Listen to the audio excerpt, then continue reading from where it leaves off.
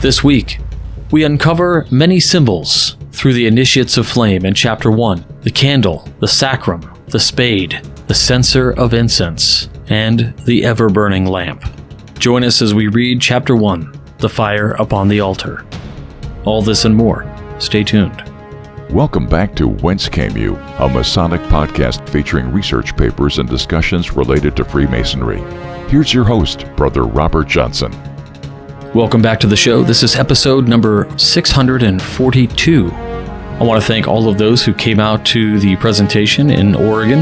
You guys are awesome. I also want to thank our supporters of this program, our contributors, fellows, producers, and legacy partners of the show who have continually donated and made this program the best Masonic podcast, the most trusted Masonic podcast since all the way back in 2011. If you're out there listening and you think, hey, I'd love to help support the show, well, just head on over to our website, wcypodcast.com, and click on Support the Show. You can also check out the shop or even check out some of what we've got to offer in the Skull and Crown Limited Leatherworks. That's right, all those things are made by hand by yours truly, and everything goes back to help support the mission of Masonic education.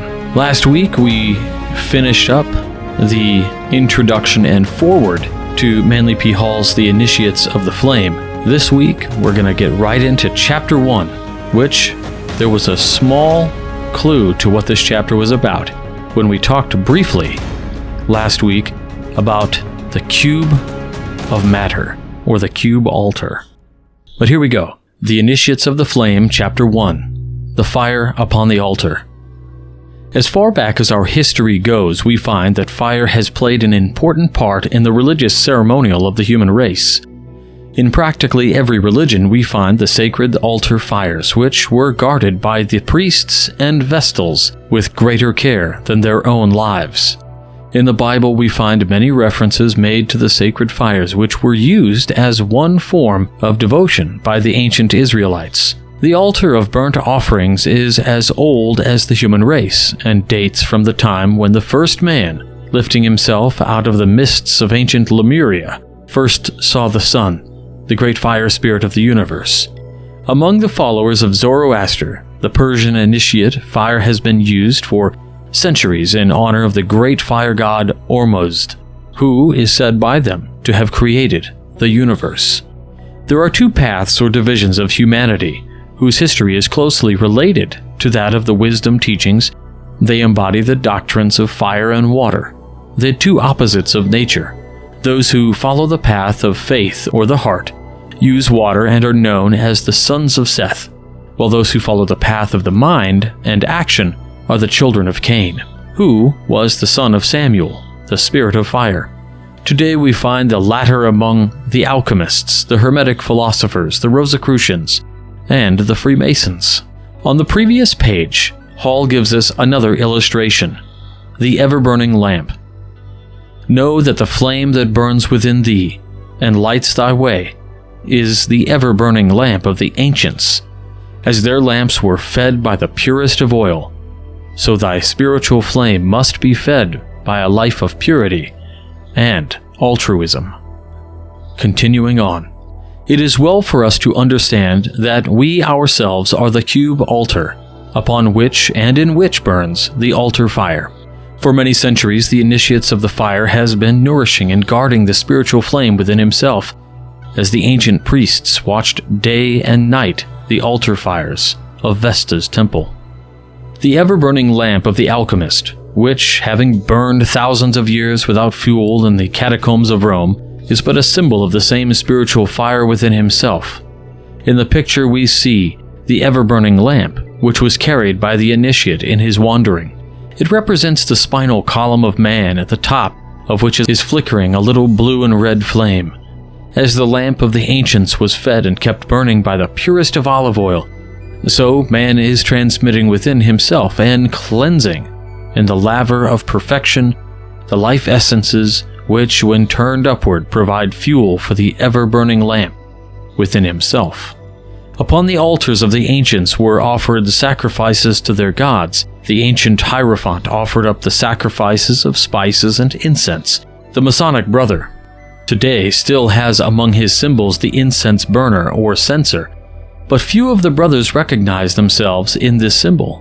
The previous page has an illustration of the Masonic censer, and it says, "As the perfume rising from the incense burner was acceptable in the sight of the Lord, so may our words and actions ever be a sweet incense acceptable to the sight of the Most High."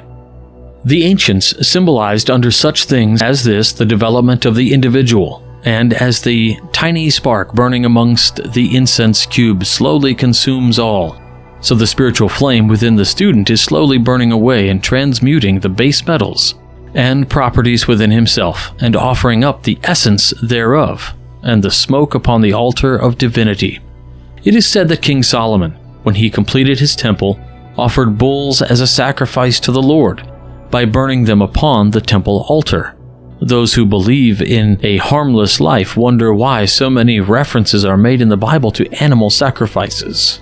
The student realizes that the animal sacrifices are those of the celestial zodiac, and that when the ram or the bull was offered upon the altar, it represented the qualities in man which come through Aries, the celestial ram, and Taurus, the bull, in the zodiac. In other words, the initiate passing through his tests and purification is offering upon the altar of his own higher being the lower animal instincts and desires within himself. Among the Masonic brothers we also find what is called the symbol of mortality. It is a spade, a coffin, and an open grave, while upon the coffin has been laid a sprig of acacia or evergreen. In the picture we see the spade of the grave digger, which has been considered the symbol of death for centuries.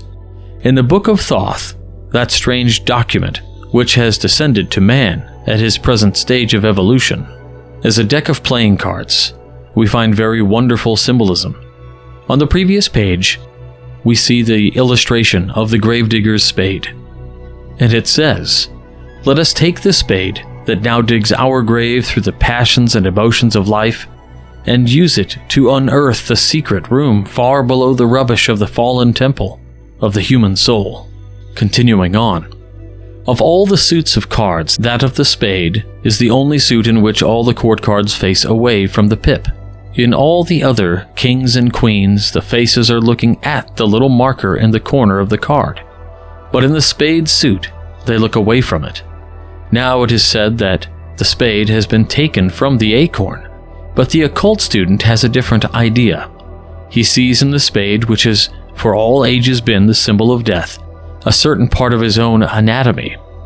If you will again turn to the picture of the spade, you will see, if you have ever studied anatomy, that the gravedigger's spade is the spinal column, and the spade-shaped piece, which is used on the deck of cards, is nothing more nor less than the sacrum bone. This bone forms the basis of the spinal column and is also the spear of the passion. Through it, and the foramina, which pierce it, pass the roots of the spinal nerve, which indeed are the roots of the tree of life.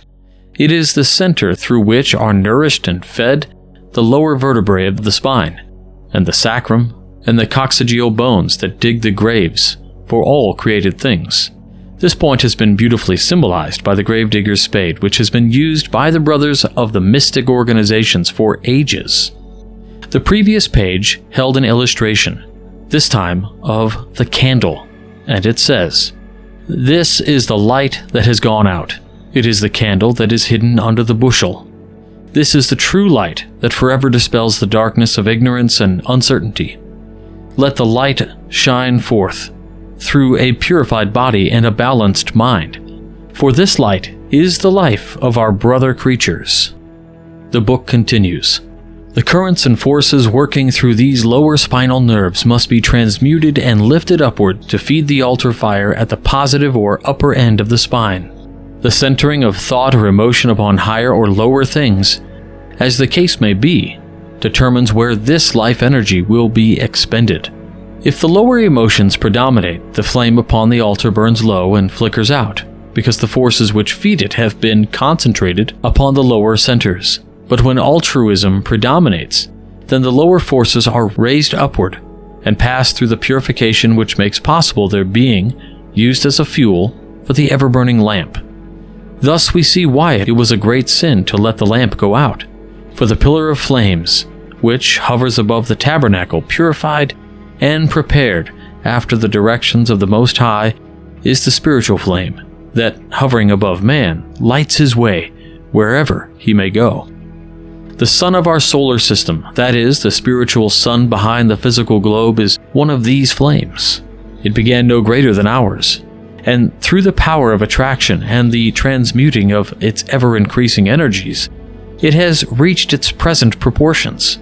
This flame in man is the quote-unquote light that shineth in the darkness. It is the spiritual flame within himself. It lights his way as no exterior light can. This radiating out from him brings into view one by one the hidden things of the cosmos, and his ignorance is dispelled in exactly that same proportion as his light is spread. For the darkness of the unknown can only be removed by light, and the greater the light, the further back the darkness is driven. This is the lamp of the philosopher, which he carries through the dark passageways of life, and by the light of which he walks among the stones and along the narrow cliff edge without fear. But although he can gain all the things, and have not this light within himself, he cannot know where he goes, he cannot watch his footsteps, and he cannot dispel his ignorance with the light of truth. Therefore, let each student watch the fire that burns upon his altar. Let him also make that altar his body, as beautiful and harmonious as possible, and let him also sacrifice upon that altar the frankincense and myrrh, his actions and his deeds.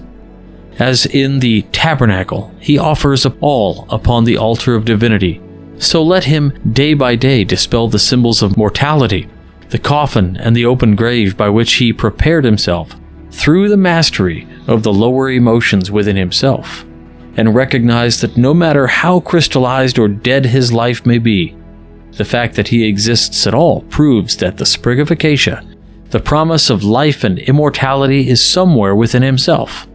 And although the flame of life may appear faint or cold, if he will supply the fuel by his daily actions, he will kindle the altar's flame once more within himself, which shining forth will also help his brother to kindle this flame, which is a living sacrifice to the living God. That concludes Chapter 1 of The Initiates of Flame by Manly P. Hall. I hope you enjoyed this look. Again, a much more symbolic look at some scientific ideas that are wrapped up in sort of this twilight speak. But if perhaps you were talking about this and wanted to make everything literal, it seems to say something like, do good things to feed your flame. I'd be more than happy to hear what you have to say about this particular chapter, and please share it in our Facebook group, Craftsman Plus. That's it for this week. I want to thank our producers, fellows, contributors, and legacy partners of the WCY podcast. Without you, we can't make the show the way we make it, and have it be a trusted source of Masonic education for all those interested in the royal art. If you want to know more about how you can assist, head on over to our website, wcypodcast.com, click on Support the Show, and check out the various options. But that's it for this week, so until next week, stay on the level. For Whence Came You, I'm Robert Johnson. Take care. You've been listening to Whence Came You, a Masonic podcast featuring research papers and discussions related to Freemasonry with your host, Brother Robert Johnson. Be sure to join us for our next edition.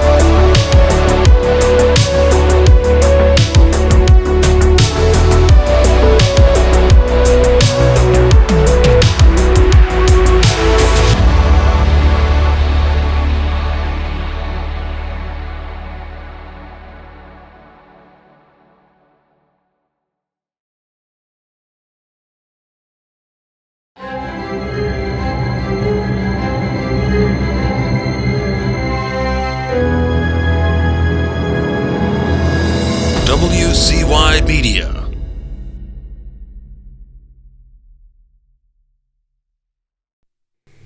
This is